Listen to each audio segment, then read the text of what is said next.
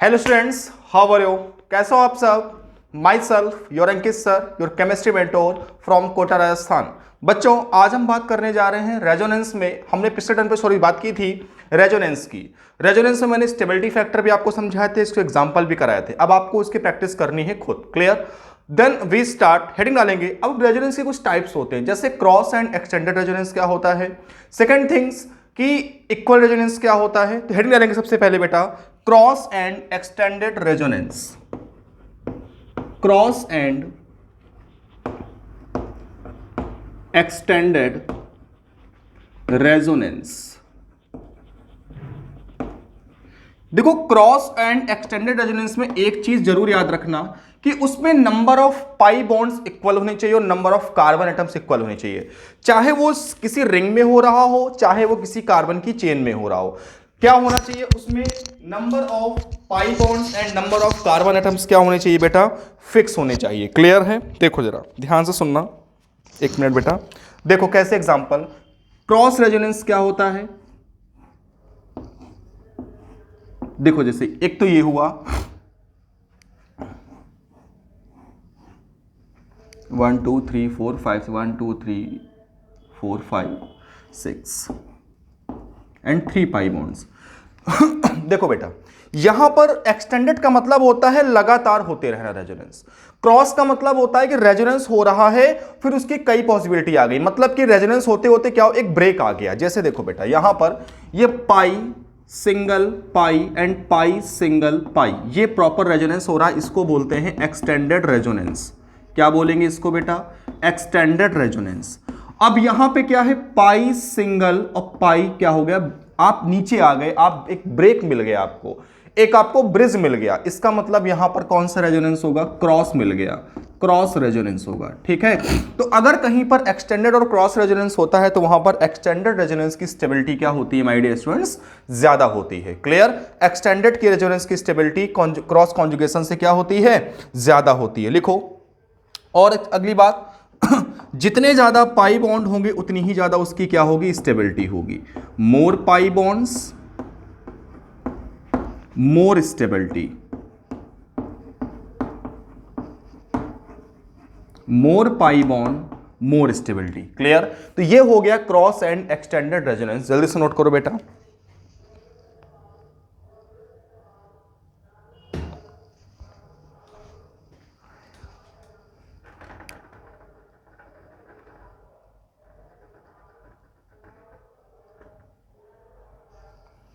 Note करो बेटा।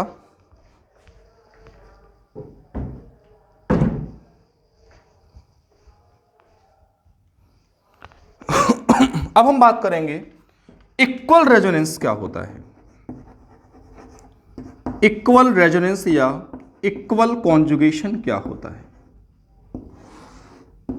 देखो, इक्वल रेजोनेंस से यह मतलब होता है कि जिन एटम्स के बीच में रेजोनेंस हो रहा है, तो जिस एटम से चार्ज निकला है उसी सेम टाइप के एटम के पास जाकर के बैठे। ऐसा ना हो कि ऑक्सीजन से नेगेटिव चार्ज निकला तो कार्बन के पास चला गया, तो वो होगा अनइक्वल रेजोनेंस। अगर ऑक्सीजन एटम से चार्ज निकला है तो ऑक्सीजन पर ही जाना चाहिए, इसको बोलते हैं इक्वल रेजोनेंस। जैसे एग्जांपल देखो, R C double bond O, O minus, और R C double bond S, O minus. यहां पर क्या है, चार्ज सिंगल डबल, जो रेजोनेंस हो रहा है वो ऑक्सीजन एटम से नेगेटिव चार्ज निकल रहा है, ऑक्सीजन पर ही पहुंच रहा है। बट यहां पर नेगेटिव चार्ज ऑक्सीजन से तो निकल रहा है, लेकिन जो पहुंच रहा है वो कहां पहुंच रहा है? सल्फर के पास। मतलब यहां पर क्या है, ये अनइक्वल रेजोनेंस है, ये इक्वल रेजोनेंस है। और इक्वल रेजोनेंस की स्टेबिलिटी अनइक्वल से क्या होती है? ज्यादा होती है। क्लियर है? Next example. अब आपसे पूछ रहा हूं कि आपको बताना है इन दोनों में सबसे ज्यादा स्टेबल कौन होगा। तो भाई, जितना ज्यादा रेजोनेंस होगा उतना ही ज्यादा क्या होगा? स्टेबिलिटी होगी। देखो, यहां पर भी इक्वल रेजोनेंस हो रहा है और यहां पर भी इक्वल रेजोनेंस हो रहा है। एक बार इस तरीके से हो रहा है, एक बार इस तरीके से, मतलब यहां पर ओनली वन टाइम रेजोनेंस है, यहां टू टाइम रेजोनेंस है। जितना ज्यादा रेजोनेंस होगा उतना ही ज्यादा उसकी क्या होती है? स्टेबिलिटी होती है मॉलिक्यूल की। नोट डाउन करेंगे।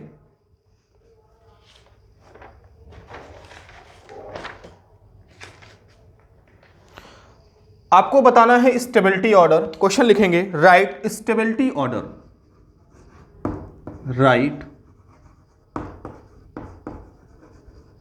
Stability order, first one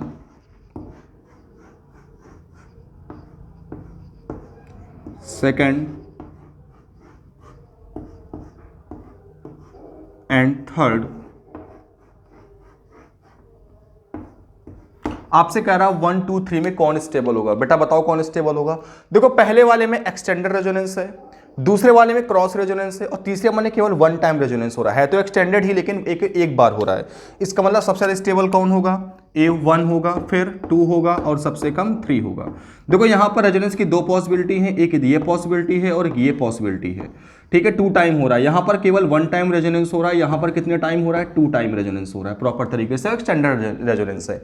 clear, तो इसकी स्टेबिलिटी ज्यादा होगी। सेकंड क्वेश्चन है, आपको बताना है कि इन दोनों में कौन स्टेबल होगा, ठीक है। 2 एग्जांपल दे रहा हूं, आपको बताना है कि इन दोनों में कौन ज्यादा स्टेबल होगा।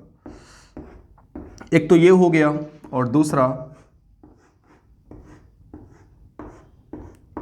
ये है। देखो बच्चों यहां पर क्या है, यहां पर ये आपका कैसा है, ये आपका एक्सटेंडेड रेजोनेंस है, प्रॉपर वे में एक्सटेंडेड रेजोनेंस है ये। लेकिन यहां पर क्या है, ये हमारा क्रॉस हो गया, इसमें ब्रिज मिल गया, तो एक्सटेंडेड की स्टेबिलिटी क्रॉस से क्या होती है, ज्यादा होती है। तो ये क्या हो गया, यहां पर ये स्टेबल हो गया। क्लियर है, नोट डाउन करो।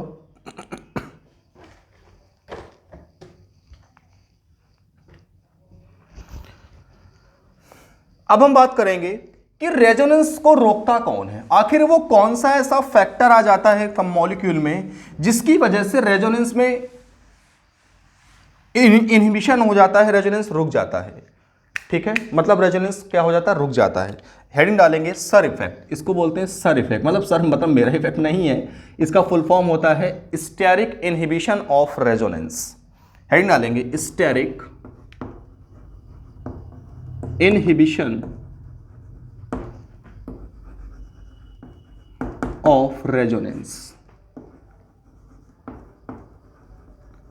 स्टेरिक इनहिबिशन ऑफ रेजोनेंस, जरा ध्यान से सुनना। मतलब रेजोनेंस में क्या लग जाता है, स्टेरिक फैक्टर लग जाता है जिसकी वजह से रेजोनेंस प्रॉपर वे में रुक जाता है। कैसे, देखो एग्जांपल समझो।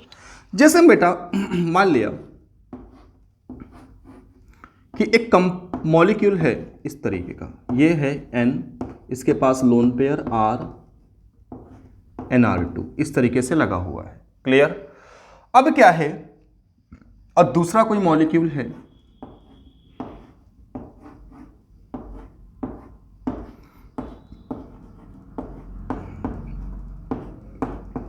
Lone pair.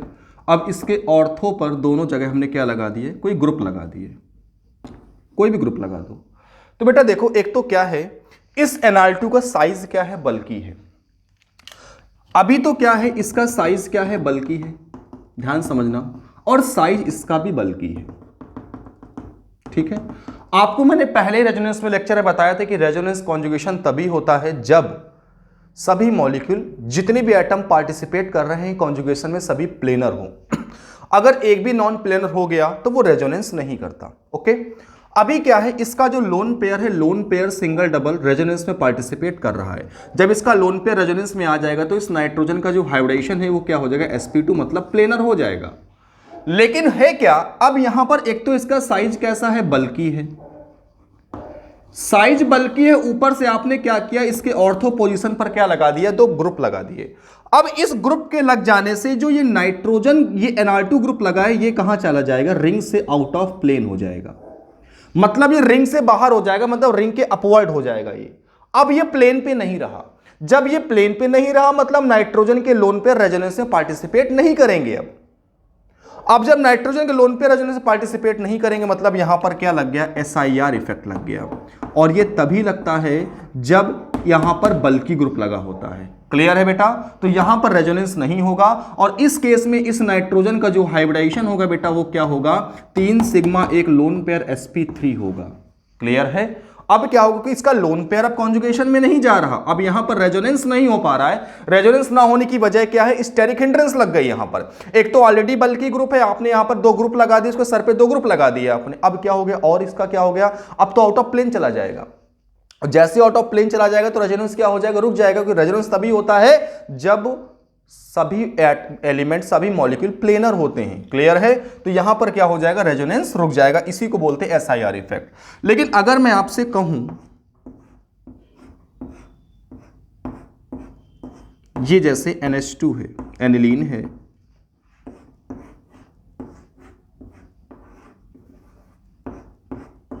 और ये भी एनिलीन है, लेकिन यहां पर हमने क्या किया, कोई ग्रुप लगा दिए।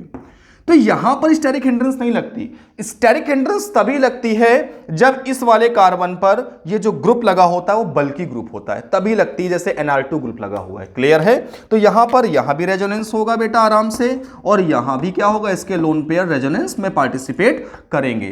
तो बात ये आती ऐसे कैसे ग्रुप यहां हों।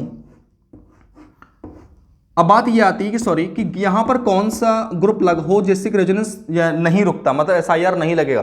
तो जितने भी हमारे छोटे ग्रुप होते हैं जैसे O-, CHO, है ना, NO2, क्लियर, और क्या कहते हैं OH, क्लियर, बाकी ऐसे ग्रुप लगे होते हैं, इनकी वजह से क्या होता है, SIR नहीं लगता है, क्योंकि बहुत ही छोटे ग्रुप होते हैं। क्लियर? अब बात आती है SIR से इफेक्ट क्या पड़ता है। तो जितना ज्यादा SIR होता है, SIR के बढ़ने से बेसिक स्ट्रेंथ क्या हो जाती है, उस मॉलिक्यूल की बढ़ जाती है। बेसिक स्ट्रेंथ क्यों इसलिए बढ़ जाती है क्योंकि वहां पर नाइट्रोजन के लोन पेयर डिलोकलाइज नहीं करते। आपको मैं जब एसिडिक बेसिक स्ट्रेंथ पढ़ाऊंगा तो वहां बताऊंगा कि अगर जो बेसिक स्ट्रेंथ होती है नाइट्रोजनस कंपाउंड की, वो नाइट्रोजन के लोन पेयर के कॉन्जुगेशन की इन्वर्सली होती है। जिस मॉलिक्यूल में नाइट्रोजन के लोन पेयर रेजोनेंस नहीं करते हैं उसकी बेसिक स्ट्रेंथ सबसे ज्यादा होती है। तो यहां पर नाइट्रोजन के लोन पेयर रेजोनेंस कर रहे हैं बट यहां नहीं कर रहे हैं, इसका मतलब इसकी बेसिक स्ट्रेंथ क्या हो जाएगी, ज्यादा हो जाएगी, due to SIR effect, SIR effect की वजह से। आगे बात समझ में? तो आप इसको प्रॉपर वे में नोट कर लीजिए, फिर आगे बात करते हैं मेसोमेरिक इफेक्ट की। Note down.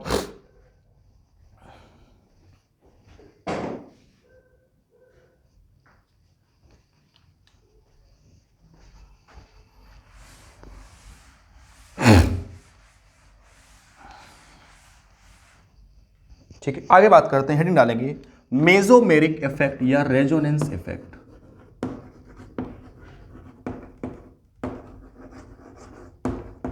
मेसोमेरिक इफेक्ट, इसको बोलते हैं M इफेक्ट या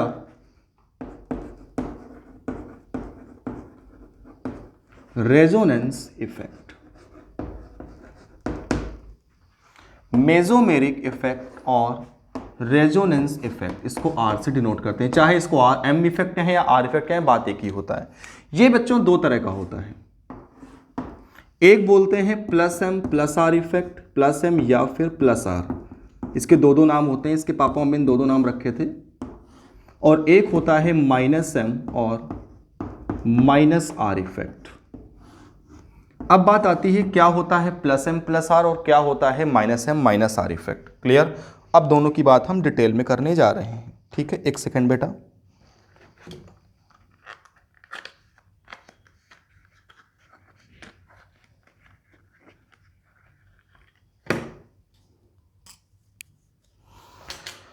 देखो +M+R क्या होता है, यहां पर क्या होता है। देखो सबसे पहली बात मैं आपको बता दूं, ये मेसोमेरिक इफेक्ट या रेजोनेंस इफेक्ट तभी एप्लीकेबल होगा जब कम मॉलिक्यूल में रेजोनेंस होगा।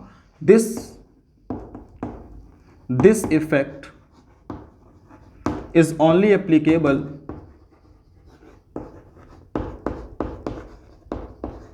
तभी एप्लीकेबल होगा व्हेन कॉन्जुगेशन इज अकर।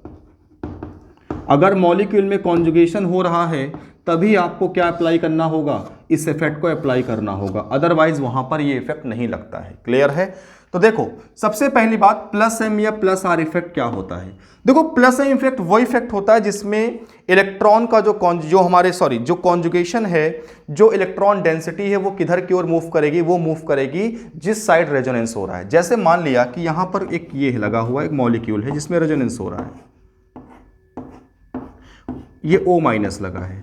अब ये O- कहां शिफ्ट करेगा, ऑक्सीजन का नेगेटिव चार्ज कहां जाएगा, ये रिंग की ओर जाएगा। रिंग की ओर का मतलब कि उस मॉलिक्यूल उस साइड जाएगा टुवर्ड्स द रेजोनेटिंग सिस्टम, मतलब जिस साइड रेजोनेंस हो रहा होगा उधर साइड चार्ज मूव करेगा। कहने का मतलब है कि ऐसे ग्रुप +M इफेक्ट देते हैं जिन ग्रुप का जो चार्ज या उनका इलेक्ट्रॉन होता है वो कहां मूव करता है, वो टुवर्ड्स द सिस्टम मूव करता है। सिस्टम मतलब जहां पर रेजोनेंस होता है। क्लियर है? तो चार्ज सिंगल डबल ये मूव करेगा। क्लियर है? जैसे अब मान लिया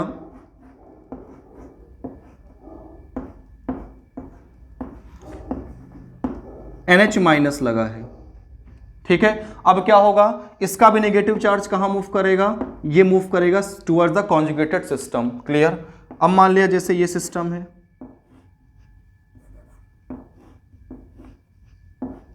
OH, तो ऑक्सीजन का जो लोन पेयर है ये कहां मूव करेगा, सॉरी इस तरीके से मूव करेगा टुवर्ड्स द सिस्टम, तो ये क्या देगा, प्लस एम इफेक्ट देगा। तो बात ये है कि प्लस एम इफेक्ट से होता क्या है, देखो अब मैं आपको अगर समझाऊं, एक मिनट समय पे आपको पहले ये बता दूं कौन कौन से ग्रुप देते हैं। तो प्लस एम और प्लस आर जो इफेक्ट देते हैं वो कौन से ग्रुप होते हैं, तो अगर सुनो बेटा ध्यान समझना, आपको ट्रिक बताऊंगा, आपको रटने की जरूरत कुछ नहीं है। जैसे मान लिया ग्रुप लगा है, अगर इस ग्रुप के पास नेगेटिव चार्ज है, कैसा चार्ज है, नेगेटिव चार्ज है, या इस ग्रुप के पास जो ग्रुप लगा है उसके पास लोन, डायरेक्टली वाला बात करो, लोन पेयर है, तो जिन ग्रुप के पास नेगेटिव चार्ज या लोन पेयर होता है वो सभी ग्रुप कैसे होते हैं, plus M plus R group होते हैं। ये क्या करते हैं, ये इलेक्ट्रॉन डेंसिटी बढ़ाते हैं किधर, टुवर्ड्स द कॉन्जुगेटेड सिस्टम, लेकिन ये तभी इफेक्ट लगता है जब रेजोनेंस हो रहा होता है, क्लियर।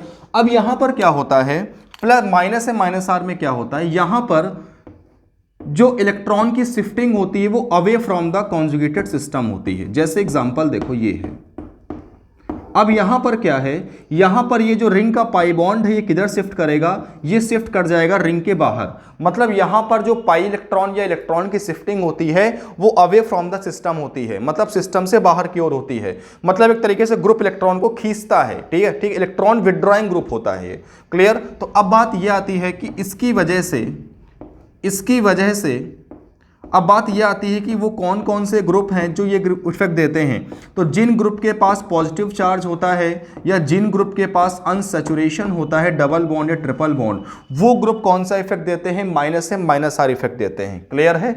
अब इस इफेक्ट की वजह से प्रॉब्लम या उस इफेक्ट की वजह से चीजें कहां कहां चेंजेस होते हैं, रिएक्शन में कुछ चेंजेस आती हैं, वो मैं आपको बताऊंगा डिटेल में, क्लियर है। तो आप इसको नोट कर लो। अब एग्जांपल बता देता हूं, जैसे यहां पर लगा दिया CHO NO2।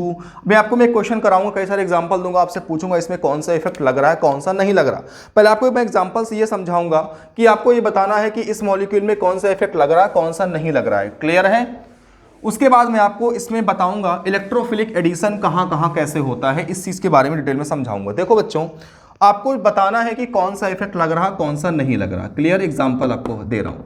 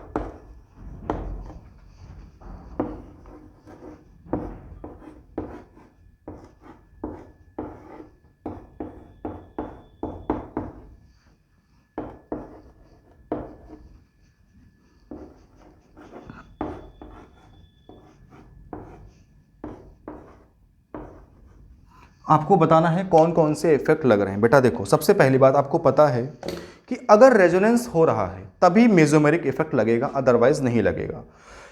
मतलब मेसोमेरिक अप्लाई करना है तो रेजोनेंस का होना उस सिस्टम में जरूरी है, बट इंडक्टिव के लिए ऐसा कुछ नहीं है। तो देखो आपको मैंने बताया OH, इस ऑक्सीजन के पास लोन पेयर है बट यहाँ पर रेजोनेंस नहीं हो रहा, इसका मतलब ये केवल कैसा इफेक्ट देगा, माइनस आई देगा, क्योंकि आपको मैंने बताया था कि प्लस एम माइनस एम तो मैंने अभी बताया, माइनस आई ग्रुप क्या होते हैं, जिनके पास पॉजिटिव चार्ज होता है, पाई बॉन्ड होता है, या electronegative atom having lone pair वाले group. Clear. Second thing, plus I group कौन होते हैं, जिनके पास नेगेटिव चार्ज होता है या एल्काइल ग्रुप। ओके, अब देखो यहां पर क्या है, इस ऑक्सीजन के पास लोन पेयर है, रेजोनेंस हो रहा है, तो ये प्लस एम ग्रुप देगा और माइनस आई देगा। ठीक है, एक चीज याद रखना बेटा, अभी हेलोजन की बात मैं नहीं कर रहा हूं, एक्सेप्ट हेलोजन, अभी हेलोजन को डिटेल में समझाऊंगा। जो प्लस एम होता है माइनस आई से बहुत ज़्यादा पावरफुल होता है, माइनस एम माइनस आई से ज़्यादा होता है, प्लस एम प्लस आई से ज़्यादा होता है। क्लियर। और प्लस एम माइनस आई से ज़्यादा पावरफुल होता है। अभी मैं हेलोजन की बात नहीं कर रहा हूँ, हेलोजन में थोड़ा सा एक्सेप्शन होता है, मैं आपको वो डिटेल में लिखवा दूंगा अभी। क्लियर है। अब देखो ये OH सिस्टम में रेजोनेंस हो रहा है, मतलब ये कौन सा इफेक्ट देगा, प्लस एम माइनस आई। यहाँ पर नाइट्रोजन के पास लोन पेयर कौन सा इफेक्ट देगा, प्लस एम माइनस आई, क्योंकि लोन पेयर जिसके पास होता है वो प्लस एम देता है, माइनस आई देता है। OCH3 इसके पास लोन पेयर है बेटा, ठीक है, इसके पास lone pair electronegative atom, plus M minus I. अब देखो CHO में C डबल बॉन्ड OH है, इस कार्बन से जुड़ा हुआ कार्बन इससे डबल बॉन्ड O से जुड़ा है, मतलब इसके पास ये कौन सा ग्रुप है, माइनस एम माइनस आई। अब देखो सल्फर, इस सल्फर का जो 3p होता है, इसका इलेक्ट्रॉनिक कॉन्फ़िगरेशन क्या होता है सल्फर का, 3s2 3p4 और 3d0 होता है। देखो इसका d ऑर्बिटल वैकेंट होता है, इसकी वजह से एक ऐसा होता है इलेक्ट्रॉन विड्रॉइंग होता है तो माइनस एम होता है, और 3p फुल होने की वजह से ये कैसा होता है, प्लस एम भी होता है, तो ये माइनस एम भी शो करता है और प्लस एम भी शो करता है। क्लियर है। COOH कैसा होता है, माइनस एम माइनस आई। NO2 कैसा होता है, माइनस एम माइनस आई। अब देखो इससे नाइट्रोजन लगा है, देखो इस नाइट्रोजन के पास लोन पेयर है, इधर भी रेजोनेंस करता है इधर भी करता है, जिसकी वजह से थोड़ा सा इसका प्लस एम पावर कमजोर हो जाता है अदर के कंपेयर में। क्लियर है। तो ये प्लस एम भी देता है, माइनस आई। ऐसे ही ये ऑक्सीजन क्या देगा, प्लस एम माइनस आई। अब ये OH क्या देगा बेटा, OH क्या देगा, तो आपको पता है ऑक्सीजन के पास लोन पेयर है, ये माइनस एम नहीं देगा, केवल माइनस आई देगा। रीजन क्या है, इसमें रेजोनेंस नहीं हो रहा है। ठीक है ना। तो ये कुछ ग्रुप्स थे जिनमें हमें बताना था कि कौन प्लस एम माइनस आई। अगर आपको ये इफेक्ट लगाना आ गया ना, तो यार आपके लिए स्टेबिलिटी वाले क्वेश्चंस, एसिडिक बेसिक स्ट्रेंथ वाले क्वेश्चन बहुत ईजी हो जाएंगे। मैं कराऊंगा बोर्ड पे आपको, देखना आप कितनी ट्रिक के साथ कराता हूं यार। ऐसी मतलब मैं आपको बता सकता हूं, आपको विश्वास दिला सकता हूं, जो बेहतरीन से बेहतरीन चीजें आपको मैं भी दूंगा और बहुत ट्रिक के साथ दूंगा यार। आप मेरे पास आए हो, बहुत कुछ लेके जाओगे आप मेरे से नॉलेज में। ठीक है, जल्दी से नोट करो।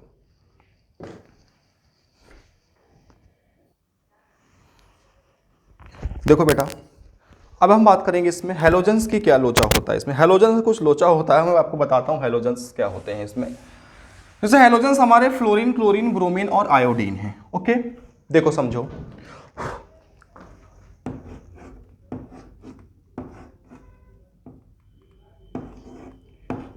यहां जैसे क्लोरीन, देखो जो फ्लोरीन होता है वो तो होता है प्लस एम देता है, लेकिन जो क्लोरीन होते हैं वो क्या देते हैं, क्लोरीन लग गया, चलो मैं आपको दिखा देता हूं, ये फ्लोरीन लगा दिया, यहां मैंने क्लोरीन लगा दिया,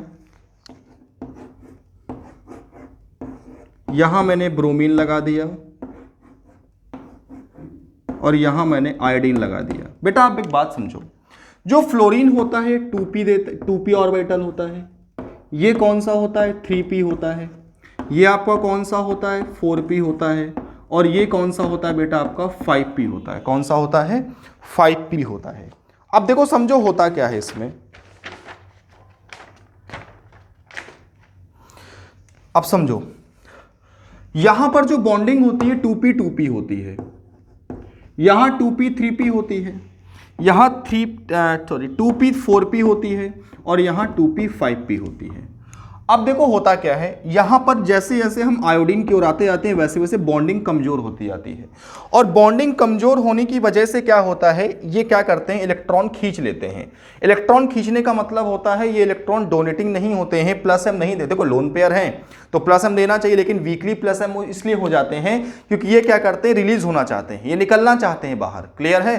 तो जो फ्लोरीन होता है ये तो देता है प्लस एम माइनस आई, लेकिन बाकी जो क्लोरीन, ब्रोमीन और आयोडीन होते हैं ये हमारे क्या होते हैं, क्लोरीन, ब्रोमीन और आयोडीन जो होते हैं ये हमारे वीक प्लस एम होते हैं और स्ट्रॉन्ग क्या होते हैं, माइनस आई होते हैं। ये प्लस एम ना देकर के क्या देते हैं, केवल माइनस आई इफेक्ट देते हैं, ठीक है। और इन सब में जो माइनस आई ज़्यादा होता है, किसका ज़्यादा होता है, सबसे ज़्यादा होता है फ्लोरीन का। क्लियर है, ये ऑर्डर याद रखना।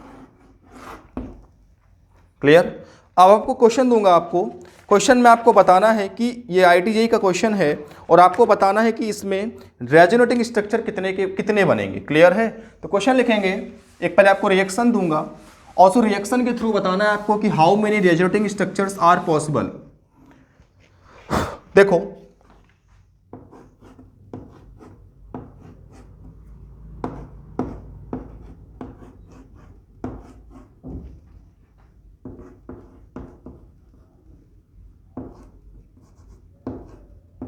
ये क्वेश्चन है, इसकी रिएक्शन करते हैं NaOH के साथ।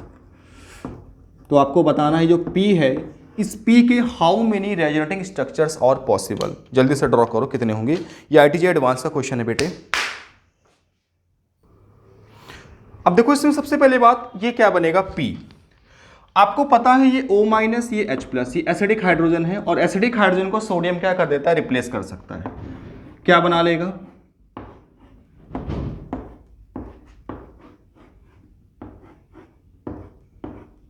ये O- बन जाएगा। अब यहां पर क्या होगा, इसके रेजोनेटिंग स्ट्रक्चर्स बनेंगे। कितने बनेंगे टोटल बेटा, देखो चार्ज सिंगल डबल, एक बार ये बन गया, फिर चार्ज सिंगल डबल, दूसरा ये बन गया। अब जब यहां चार्ज आएगा तो इधर भी जा सकता है, चार सिंगल डबल, तीसरा इधर जाएगा तो चार सिंगल डबल, चौथा चार सिंगल डबल, पांचवा, फिर चार सिंगल डबल 6, फिर चार सिंगल डबल 7, फिर चार सिंगल डबल 8 और ये क्या हो गया, एक 9। टोटल कितने स्ट्रक्चर्स बनेंगे इसके, 9 रेजोनेटिंग स्ट्रक्चर्स बनेंगे। क्या बनेंगे, टोटल 9 रेजोनेटिंग स्ट्रक्चर्स बनेंगे। क्लियर है। आपको इसके क्या कहते हैं, डिस्क्रिप्शन बॉक्स पे जाइएगा, आपको इसका रेजोनेटिंग स्ट्रक्चर प्रॉपर वे में पेन से बने हुए आपको दिखाई पड़ेंगे वहां पर, ठीक है। मैंने वहां पर पेन से बना के डाला, एक मैं आपको बना के दिखा देता हूं। जैसे मान लिया ये चार सिंगल डबल है, ठीक है, तो देखो बच्चों कैसे होगा।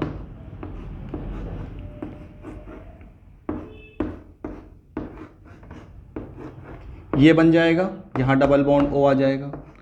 क्लियर। फिर चार्ज सिंगल डबल, ओके। अब क्या होगा यहां पर, देखो चार्ज सिंगल डबल,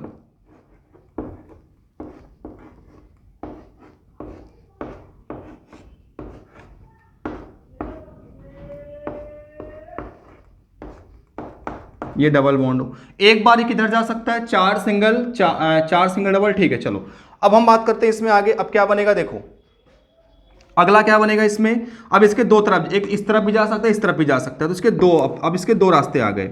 एक इस तरफ वाला रास्ता आ गया, एक इस तरफ वाला रास्ता आ गया। क्लियर। देखो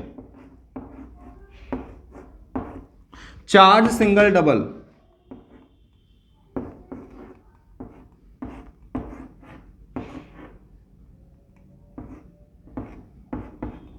और अगर इस तरफ की ओर जाएगा तो क्या बनेगा,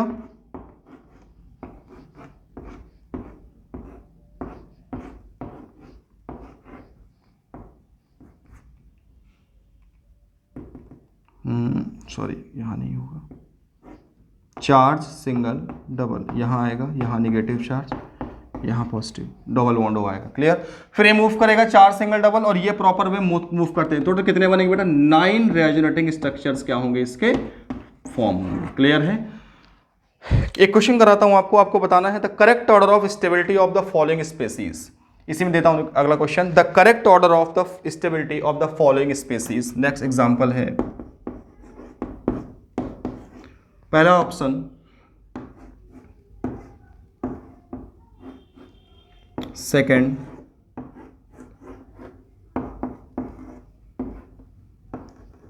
थर्ड एंड फोर्थ,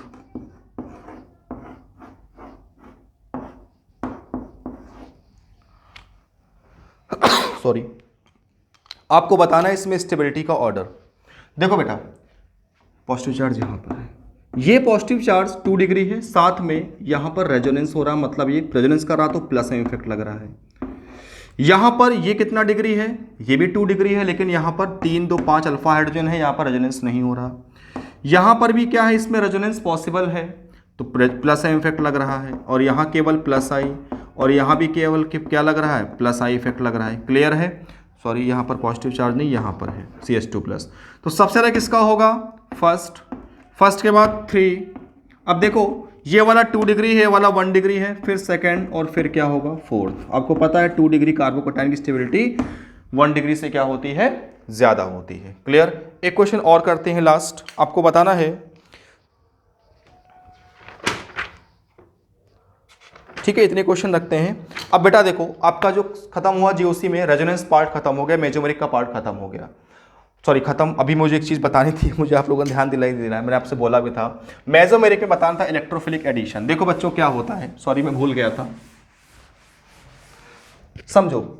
अगर कोई ऐसा ग्रुप लगा है रिंग से जो क्या देता है, जो इलेक्ट्रॉन का, इसमें जो कॉन्जुगेशन होता है उसके इलेक्ट्रॉन का, चार्ज का, वो टुवर्ड द सिस्टम होता है। तो एक बात बताओ, जहां पर नेगेटिव चार्ज आएगा वहां पर इलेक्ट्रोफाइल का मतलब जिस पर पॉजिटिव चार्ज होता है उसके पास इलेक्ट्रॉनों की कमी होती है, वहां पर अटैक कर सकता है उस पर। देखो चार्ज सिंगल डबल, इसका रेजोनेटिव स्ट्रक्चर क्या बनेगा, double bond O, negative charge, फिर charge single double, charge single double,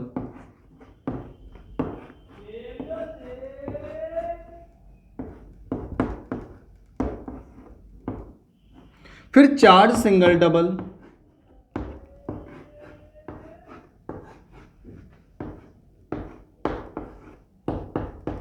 then फिर अगेन चार्ज सिंगल डबल।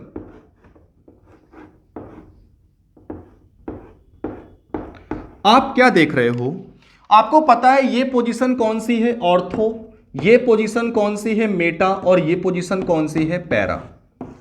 आप देख रहे हो कि इलेक्ट्रॉन डेंसिटी, नेगेटिव चार्ज किन किन कार्बन पे आ रहा है, एक तो ऑर्थो पे आ रहा है, फिर पैरा पे है, और फिर ऑर्थो पर ही। मतलब कहने का मतलब है, अगर इलेक्ट्रोफाइल अटैक करेगा, अगर इलेक्ट्रोफाइल इस पर अटैक करेगा, तो इलेक्ट्रोफाइल तो वहीं अटैक करेगा जहां नेगेटिव चार्ज मिलेगा।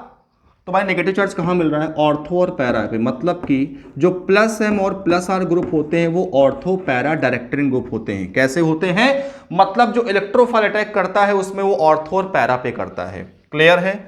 और जो हमारे माइनस, जो इलेक्ट्रोफाइल कहाँ अटैक, ऑर्थो पैरा पे करेगा। मतलब कहने का +M and +R groups are ortho and para directing group. Clear? Again अगर एग्जाम्पल की बात करें, एक छोटा सा एग्जाम्पल लेते हैं, ये OH है। अगर इसकी रिएक्शन हम CH3Cl के साथ कराते हैं एनहाइड्रस AlCl3 की प्रेजेंस में, तो यहां पर जो इलेक्ट्रोफाइल होता है वो CH3 पॉजिटिव होता है। तो वो अब ये OH कैसा ग्रुप है, ये +M ग्रुप है। मतलब कि जो CH3 अटैक करेगा या तो ऑर्थो पर या तो पैरा पर लगेगा। तो इसका जो प्रोडक्ट बनेगा मेजर, वो क्या बनेगा, OH ऐसा ही लगा रहेगा। एक तो ये बनेगा और दूसरा क्या बनेगा, दूसरा आपका ये बन जाएगा।